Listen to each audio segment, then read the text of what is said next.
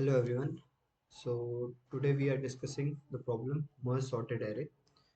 काफी basic problem है but हम इसको देखेंगे बिकॉज आगे जाके ये क्वेश्चनों में यूज होती है। ठीक है, तो ये इजी लेवल का बेसिकली सेकंड लास्ट या लास्ट क्वेश्चन होगा। उसके बाद हम चलते हैं थोड़ी प्रॉब्लम की डिफिकल्टी बढ़ाते हुए। ठीक है, देखते हैं क्वेश्चन में क्या है। तो हमें क्या गिवन है डिस्क्रिप्शन में। So you are given an two integer arrays. बार में मार्क कर ले लूँ अपना।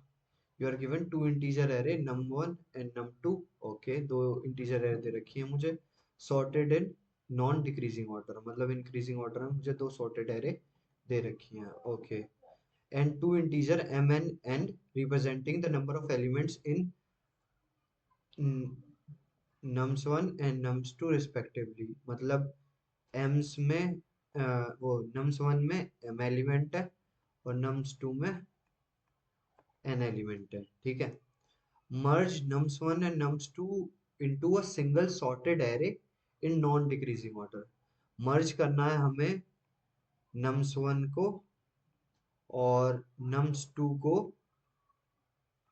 into a single sorted array। okay, ठीक है, the final sorted array should not be returned by the function but instead be stored inside the array nums1 to accommodate this nums1 has a length। okay, okay okay, nums one में ही accommodate करने हैं। जो single sorted array आएगी ना हमारी, single sorted array जो आएगी हमारी, उसको हमें नम्स वन में ही स्टोर करके रखना है, जिसकी वजह से nums one has a length of m plus n। Easy, where m first m elements denote the element that should be merged and the last n are set to be 0 and should be ignored। nums2 has a length of n। okay, simple सी चीज है। इन्होंने हमें क्या given है, इन्होंने हमें दो एरे दे रखी है nums one and nums two, उनको मर्ज करके मुझे नम्स वन में ही रखना है। ठीक है, अब नम्स वन में मैं कैसे रख सकता हूँ। इन्होंने पहले से ही नम्स वन का साइज हमें पता है क्या दे रखा है। नम्स वन का साइज दे रखा है m प्लस n, जहाँ पे m हमारा जो नम्स वन एरे हमें मर्ज करनी है, नम्स वन का पार्ट हमें मर्ज करना है वो, और नम्स टू का पार्ट जो हमें मर्ज करना है उसकी लेंथ दे रखी है। ठीक है, उसको मर्ज करके जो original m plus n length की हमें नम्स वन दे रखी है उसमें डाल के हमें दे दो। सिंपल सी चीज। अभी एक टेस्ट केस कर लेते हैं तो ज्यादा इजी हो जाएगा हमारे लिए। ओके, इसको नीचे ले आता हूँ मैं। तो हमारी एरे है 1 2 3 0 0 और 2 5 and 6। ठीक है, इसकी लेंथ 3 है और इसकी भी लेंथ 3 है। m equals to 3, n equals to 3। इसको हमें इसको हमें ऐसे सॉर्ट करना है, ऐसे मर्ज करना है ताकि जो मेरी नम्स वन में एलिमेंट्स हो वो कुछ इस तरीके से दिखे। क्योंकि इंक्रीजिंग ऑर्डर में सिंगल सॉर्टेड एरे देनी है मुझे, तो 1 2 2 3 5 and 6 ये मेरा आउटपुट। ठीक है, अब मैं क्या कर सकता हूँ, अभी फॉलो अप देख लेते हैं। पहले हमें एल्गोरिदम लिखनी है m प्लस n में। ओके, ये मैं समझ गया। एक चीज देखो, अगर मुझे ये फॉलो अप ना गिवन होता तो मैं क्या करता, मैं एक ऑक्सिलरी एरे बनाता जिसका साइज m प्लस n रहता। ठीक है, उसमें m तक एलिमेंट इसके भर देता 1 2 3, और बाकी के एलिमेंट्स नम्स 2 से भर देता।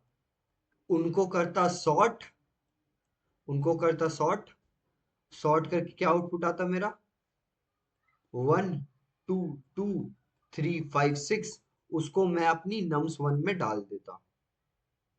ठीक है, नम्स वन में डाल देता तो नम्स वन भी मेरी इस ऑक्सिलरी एरे के बराबर हो जाती है। ठीक है, बट द थिंग इज, इसमें हमें टाइम कितना लग रहा है। इसे बनाने के लिए हमें m प्लस एन टाइम लगेगा। जो ऑक्सिलरी एरे, इसे बनाने के लिए m plus n time, sort करने के लिए लॉग ऑफ, मतलब m plus n and log of m plus n time sort करने के लिए। उसके बाद इसको नम्स वन में डंप करने के लिए भी मुझे m प्लस एन टाइम लगेगा। तो टोटल ऑफ, अगर मैं कंसिडर करूं, 2 of m+n plus m+n log m+n, तो मैं कंसिडरेबल फैक्टर देखूं तो मेरा ये log वाला फैक्टर हो जाएगा। तो टोटल मुझे टाइम कितना लग रहा है,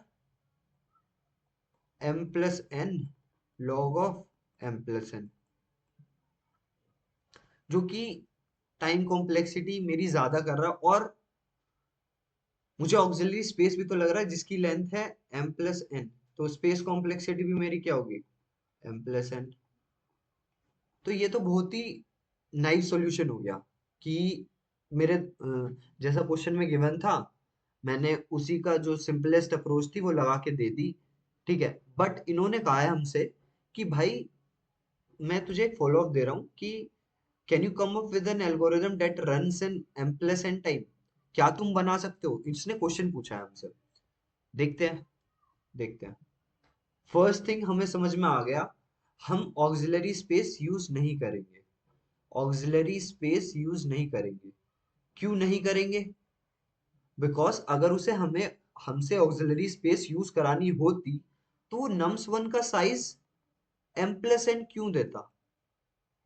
ठीक है, मतलब अगर आंसर रिटर्न करवाने वाली ही बात है तो वो तो ऑक्सिलरी स्पेस में, मतलब बिकॉज जब हम आंसर रिटर्न करते हैं किसी भी एल्गोरिथम को परफॉर्म करने के बाद, उसकी स्पेस कॉम्प्लेक्सिटी कंसिडर नहीं होती है। ठीक है, तो अगर इसे हमें ऑक्सिलरी स्पेस यूज करानी होती, ये ऑक्सिलरी स्पेस यूज करानी होती, तो नम्स वन में m+n साइज नहीं देता, पहली चीज। ओके, ऑक्सिलरी स्पेस यूज नहीं करनी, तो इसको सॉल्व कैसे करेंगे हम, सॉल्व कैसे करेंगे? तो ये जो हमारी नम्स वन दे रखी थी इसमें 3 स्पेस खाली थे जिसमें 0 पड़ा हुआ था इनिशियली।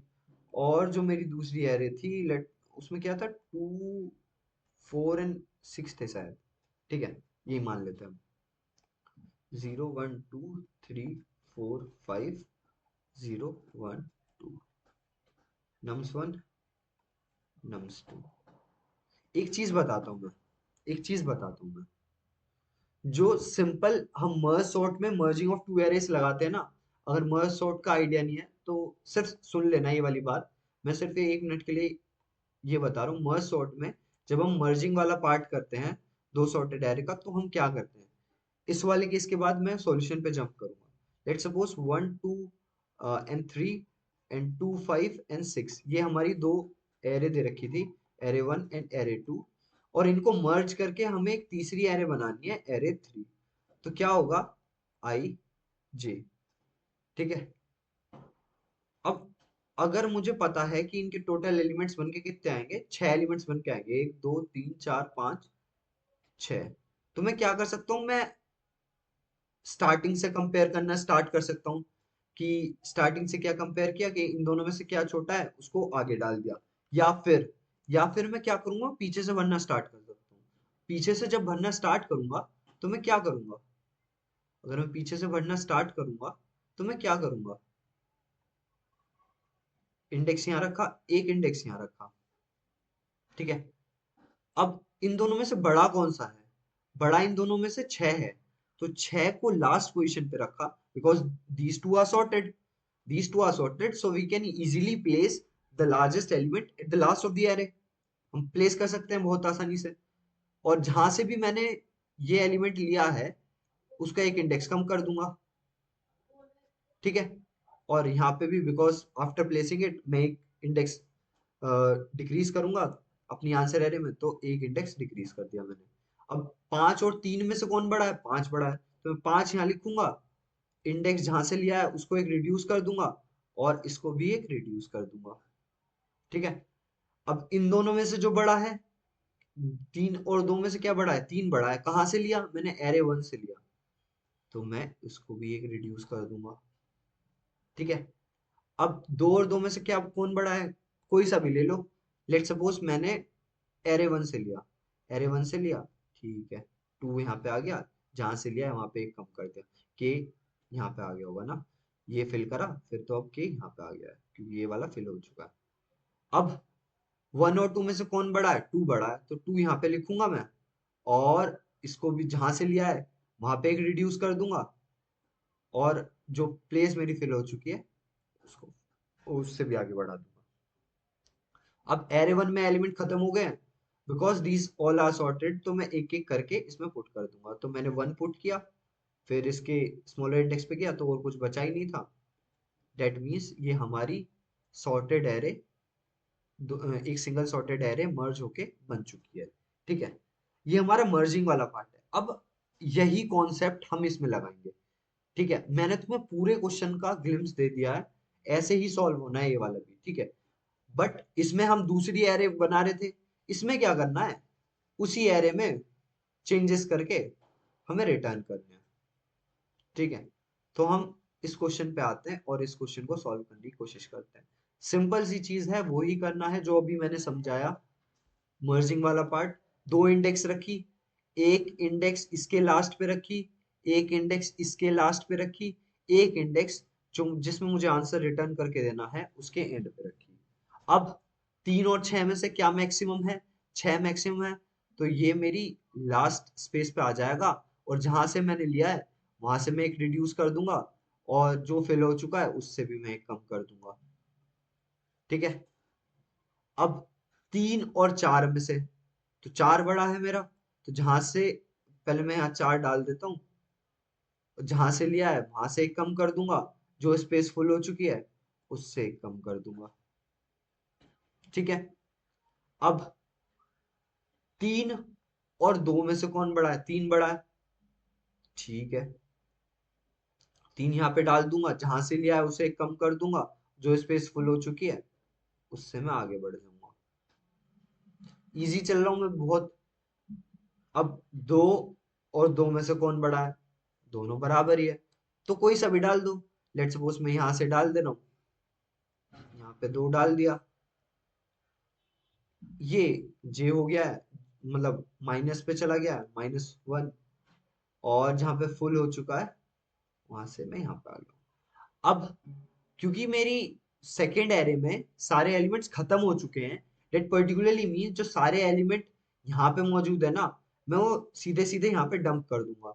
तो जो के पोजीशन पे है मैं ए ऑफ आई डाल दूंगा, जो पहले से पड़ा हुआ है, फिर इन दोनों को रिड्यूस करके एक कम पे ले जाऊंगा, जो कि वहां पे पड़ा हुआ है, तो फिर एक और कम करके जब मेरी के नेगेटिव इंडेक्स पे पहुंच जाएगी, जब मैं अपना लूप बंद कर दूंगा। ठीक है, ये मैंने क्यों किया, ये मैंने आई वाले केस में क्यों किया, क्योंकि मेरी आई और के यहाँ पे पहुंच गई थी। बात समझने की कोशिश करना, ये मैंने साथ साथ में रिड्यूस क्यों किया है। जब जे वाले केस, जब मेरा आई वाला नेगेटिव पे पहुंच जाएगा, आई ये वाला आई, और के पॉजिटिव पे रहेगा, तो मैं जे से भी ऐसे ही डंप कर सकता हूँ एलिमेंट। मैं एक बार कोड में दिखाता हूँ तुम्हें मैं कहना क्या चाह रहा हूँ। मैं कहना क्या चाह रहा हूँ, मैंने दो इंडेक्स लिए, एक m-1 पे रखा और दूसरा इंडेक्स n-1 पे रखा, और एक मैंने कहाँ रखा, नम्स ऑफ 1 डॉट साइज -1 पे। कोई दिक्कत बिल्कुल नहीं होनी चाहिए। ठीक है, अब मैंने क्या किया, जब तक मेरे सारे एलिमेंट्स फुल नहीं हो जाते m+n में, मतलब मेरा k greater than equals to 0 रहता, तब तक मुझे ये लूप चलाना है। ओके, मैं बात समझ रहा हूँ। अगर मेरा i greater than equals to 0 है, एंड मेरा j भी ग्रेटर देन इक्वल्स टू 0 है, तब तो मैं कंपैरिजन लगाऊंगा कि if a of i is greater then a ऑफ j, अगर है तो मैं a ऑफ k में क्या डालूंगा, a ऑफ i, और i को एक माइनस कर दूंगा क्योंकि मैंने उससे लिया है। एल्स मैं क्या करूंगा, a ऑफ k में a ऑफ j डालूंगा और j को एक कम कर दूंगा। ठीक है, तब तो मैं कंपैरिजन करूंगा। अदरवाइज, अदरवाइज अगर इस वाले केस में नहीं जाता, मतलब एक भी मेरा एम्प्टी हो जाता है, तो मैं क्या करूंगा, अगर मेरा j greater than equals to 0 है, तब तक मेरे a ऑफ k में डालता जा a ऑफ j, और j को रिड्यूस करता जा। ठीक है, एल्स इफ मेरा i greater than equals to zero है, तो ए ऑफ के में ए ऑफ आई डालता जा और मेरे आई को रिड्यूस करता जा। ये मैंने इसलिए लिखा है ताकि ये स्पेसिफाई हो सके तब कि एक मतलब एक एरे में एलिमेंट कम हो गए तो मैं सीधे सीधे डंप कर दूंगा, ठीक है। और हर केस में, क्योंकि हर केस में मेरी के वाली वैल्यू जा रही होगी, तो हर केस में मैं के को रिड्यूस कर दूंगा। तो ये कंडीशंस के बाहर लगा दिया ताकि मुझे बार बार ना लिखना पड़े। ये वाइल का लूप यहाँ पे एंड हो रहा है, यहाँ पे एंड हो रहा है, और हर बार में मेरी वैल्यू फिल हो रही होगी, ठीक है। और हाँ, चल जाएगा। और बाद में मुझे रिटर्न कराने की कोई ज़रूरत ही नहीं है, बिकॉज एरे में चेंजेस हैं। तो इस एल्गोरिदम को परफॉर्म करने के लिए मेरी टाइम कॉम्प्लेक्सिटी कितनी लगी, जो मेरी m का साइज था प्लस जो मेरी n का साइज था। और स्पेस कॉम्प्लेक्सिटी कितनी लगी, I am not using any auxiliary space as of now, तो मेरी ऑक्सिलरी स्पेस कांस्टेंट लगी। तो constant we represented as order of 1, ठीक है। इसको कोड करके देखता हूँ, मैं कोड करके देखता हूँ और दो चार चीजें ना और पता करते हैं। इसको ना मैं इधर लाता हूँ। मैंने क्या किया, ओके, मैं शुरू से लिखता हूँ इस कोड को, मैंने पहले भी कर रखा है ना। शुरू से लिखता हूँ इस कोड को। तो मैंने दो इंडेक्स प्लेस करी, एक m-1 पे और एक मैंने प्लेस करी n-1 पे। और तीसरी इंडेक्स मैंने प्लेस करी जो मेरी, जिस एरे में मुझे आंसर रिटर्न कर रहा ना, उसके एंड पे, ठीक है। मैंने क्या किया, मैंने जब तक मेरी एरे में एलिमेंट सारे प्लेस नहीं होंगे तब तक मैं मानूंगा नहीं, ठीक है। अब कंपैरिजन वाली बात आई, अगर दोनों में एलिमेंट हैं, दैट मीन्स आई का भी इंडेक्स ग्रेटर देन जीरो है और जे का भी वैल्यू ग्रेटर देन जीरो है, तब मैं क्या चेक करूंगा, if nums of i, nums one of i, हाँ नम्स वन ऑफ आई अगर ग्रेटर देन है नम्स टू ऑफ जे से, दैट पर्टिकुलरली मीन्स मुझे नम्स ऑफ के में क्या डालना है, जो बड़ा था, क्योंकि बड़ा फिल करता हुआ जा रहा हूँ एंड से। अच्छी बात है भाई। तो ये नम्स वन तो लगा, nums one of k is equals to nums one of i, और आई को एक रिड्यूस कर दूंगा, अच्छी बात है। एल्स जो मेरा दूसरा बड़ा होगा जेथ इंडेक्स पे जो मौजूद है, उसको मैं पुट कर दूंगा केथ लोकेशन पे, ठीक है। nums one of k equals to nums one of j, और जे की तरफ से भी एक घटा दूंगा। ये मेरी कंपैरिजन वाली स्टेट में होगी, in the state when both the arrays are non-empty. Otherwise, I will check if j is greater than equals to 0. If j is greater than equals to 0, I will put the elements in array 1. I simply dump them. मैं simply dump कर दूंगा उन्हें। तो वो j वाला तो भाई nums 2 पे है ना, तो ये तो ध्यान रखना पड़ेगा तुम्हें, ठीक है। nums 2 वालों को सीधा सीधा डंप कर दूंगा और इनकी इंडेक्स कम करता जाऊंगा। अब मैं एक चीज यहाँ पे लिखता हूँ, else nums one of k is equals to nums one of i, और आई के भी एलिमेंट्स में डंप करता जाऊंगा, ठीक है। एक चीज अभी के लिए ये चला के देखता हूँ मैं, और बिकॉज kth एलिमेंट भी डालना है मुझे, तो मैंने तीनों केस ले लिए कि अगर मेरी एरे वन में खत्म हो जाए, एरे टू में खत्म हो जाए, या फिर दोनों में रहे, तो मेरा ये चल चल जाना चाहिए। अभी देखते हैं चल रहा है या नहीं चल रहा है। ठीक है, इस केस के लिए चल रहा है और सबमिट करके देखूं मैं, तो ये चल जाना चाहिए। एक सेकेंड, ओके। मेरे किस केस के लिए ये दे रहा है, zero, zero one, output zero, expected one. एक सेकेंड, अच्छा, ओके। नम्स वन का साइज दे रखा था मुझे वन, जीरो पे रखा है।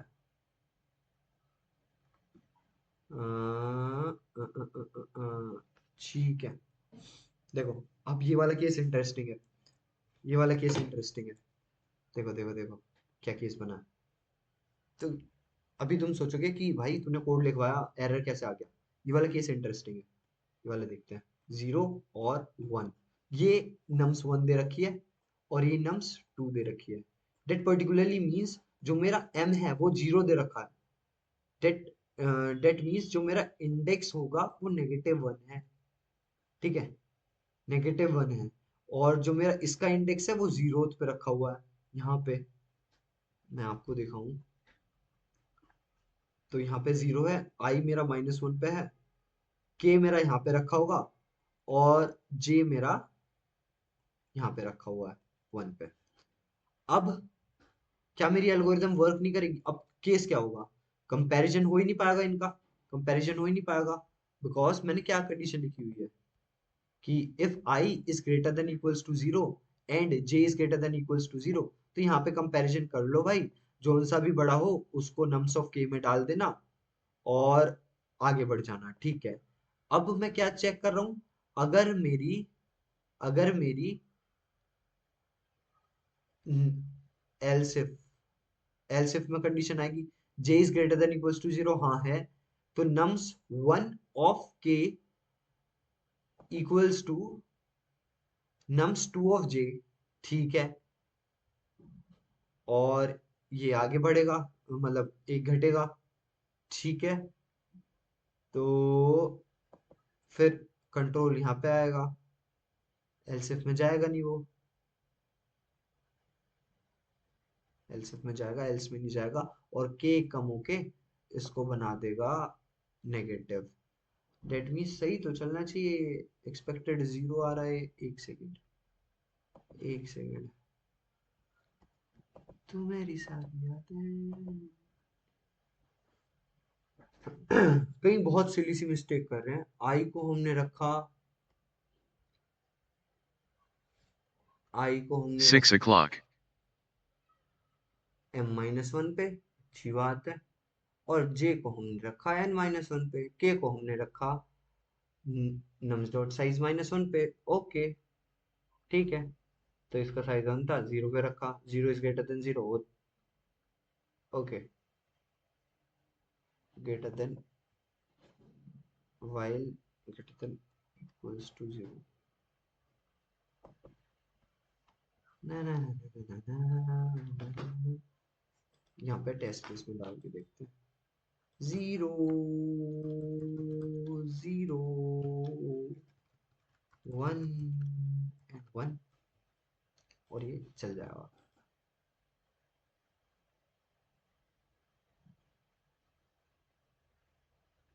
बस इक्वल्स टू वाली कंडीशन थी, मैं सिर्फ 1 से ऊपर वाली इंडेक्स के लिए देख रहा था। Greater than 0, greater than equals to 0 के लिए सही चलेगा। ठीक है, तो यहाँ पे हमने थोड़ी सी डिबगिंग करी और ये सही चल गया। अब मैं टाइम कॉम्प्लेक्सिटी डिस्कस कर चुका हूँ इसकी। Time complexity order of m+n है और स्पेस कॉम्प्लेक्सिटी ऑर्डर ऑफ 1 है। अब एक चीज देखो, क्या मैं ये वाला पार्ट अगर हटा दूं, आई वाला पार्ट, बिकॉज उसी एरे में काम हो रहा है, और अगर जे में खत्म हो गए तो क्या इसके बगैर मेरा काम चल जाएगा? एक बार करके देखता हूँ मैं, अगर चल जाए तो। इसमें तो चल रहा है, जो मेरे एग्जाम्पल टेस्ट केसेस हैं, क्या उनके लिए चल जाएगा? देखता हूँ मैं, उनके लिए भी चल रहा है। क्या मेरा एक्सेप्ट हो जाएगा? तो डेट मीन्स हर केस के लिए चल रहा है।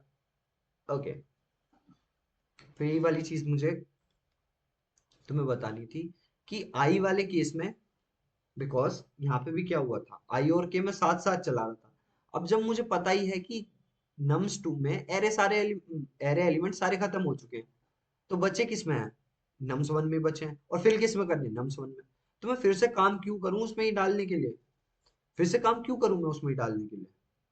दैट पर्टिकुलरली मीन्स कि बस मुझे ये कंडीशन चेक करनी है कि इसमें अगर खत्म हो गया तो बस मैं इसको डायरेक्टली रिटर्न कर दूं, बिकॉज ये भी सॉर्टेड है ना, ये भी सॉर्टेड है, तो डायरेक्टली मेरा आंसर वहां से ही रिटर्न हो जाएगा। ठीक है, तो ये वाली चीज मुझे करने की जरूरत ही नहीं पड़ेगी, जो एलसिफ वाली आई वाली कंडीशन थी ना, कि मैं उसी एरे में डंप करे जा रहा था, तो ये वाली कंडीशन मुझे चेक करने की जरूरत नहीं पड़ेगी। ठीक है, तो ये था हमारा question merge two sorted arrays. काफी इजी क्वेश्चन है आई वुड से, बट अगर पहली बार कर रहे हो, अगर समझ में नहीं आ रहा, तो you can follow the tutorial. पूरा ट्यूटोरियल फॉलो कर सकते हो, क्योंकि बाद में जाके ना मैं चीजें आगे बढ़ाऊंगा, तो ये काफी छोटी छोटी चीजें ना, और तुम ये प्लेलिस्ट फॉलो करते रहोगे, छोटी छोटी चीजें तुम्हें काफी हेल्प करेगी। अभी मैं जो इसके बाद और उसके बाद एक क्वेश्चन कराऊंगा ना, वो काफी इंपॉर्टेंट है। आई वुड से कि एक दूसरे के लिंक्ड क्वेश्चन है, मतलब एक दूसरे के टॉपिक से लिंक्ड क्वेश्चन है। सो आई वुड से कि तुम प्लेलिस्ट पूरी फॉलो करो, so you will get a proper insight कि हम किस पैटर्न में चल रहे हैं। ठीक है, बाकी मैं बताता रहूंगा। तो अगर वीडियो पसंद आई है तो you can like it, okay, you can also subscribe the channel, and I will see you tomorrow. ठीक है, टाटा।